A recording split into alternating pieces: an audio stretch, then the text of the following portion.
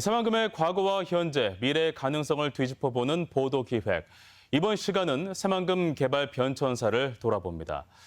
지난 30년간 정부만 8번 바뀌면서 새만금은 개발과 중단을 반복했고 종합개발 계획 역시 수시로 바뀌어왔습니다. 더 이상 늦출 수 없는 시기지만 정부는 또다시 전면 재검토를 이야기하고 있습니다. 이창희 기자입니다. 이제까지 돼 있으니까 무조건 쭉 가자. 이것보다는 2025년까지 새만금에 대한 기본 계획을 좀 발전적으로 재수립을 하고.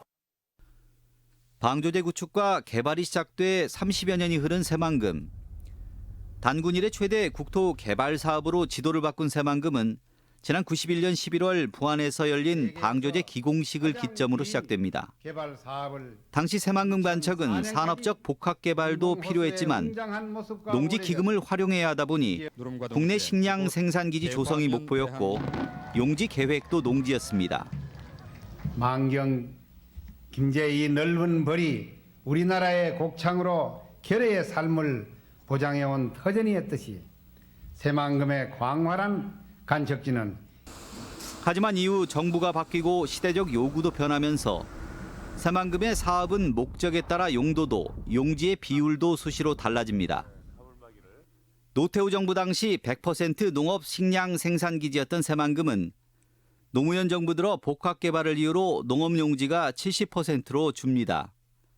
이명박 정부가 들어서며 농업 용지는 30%로 더 축소됐고 나머지는 동부가 경제 중심지를 지향하는 명품 복합도시 구상이 나오며 개발이 본 궤도에 오릅니다. 국가 발전이라는 그 하나의 큰 축으로 우리가 새만금을 생각하고 있다.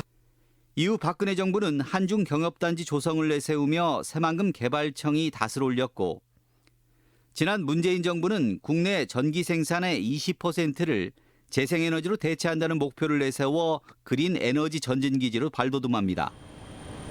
하지만 잦은 목표 수정에 이명박 정부를 제외하면 30여 년간 제대로 된 예산 투입은 이루어지지 못했습니다. 여기에 환경보전 요구에 김대중 정부에서는 조사를 하느라 2년, 노무현 정부에서는 무려 3년간이나 사업이 중단되기도 했습니다. 새만금 사업이 온갖 우여곡절을 겪는 동안 국내 또 다른 대규모 사업은 승승장구했습니다. 2007년 시작된 행정중심 복합도시는 올해까지 16년간 22조가 투입돼 사업이 마무리됐고 서남의 연육교 사업은 20여 년간 10조 원, 광양항만 해도 7조 원이 투입됐으며 내년부터 시작되는 가덕도 신공항 개발은 향후 6년간 무려 13조 원이 넘게 투입됩니다. 개발이 시작된 지 30년이 지난 새만금이 여전히 땅보다 물이 많은 건 그저 전북의 표를 얻기 위한 선거용 사업 그 이상도 이하도 아니었기 때문입니다. 선거 전과 후가 너무 행태가 다르지 않습니까? 그건 우리 중앙정부나 집권층에도 책임이 있지만 우리에게도 책임이 없지 않아 있다.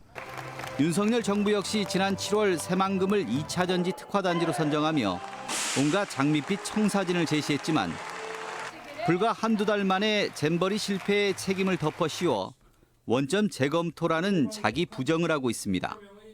MBC 뉴스 이창익입니다.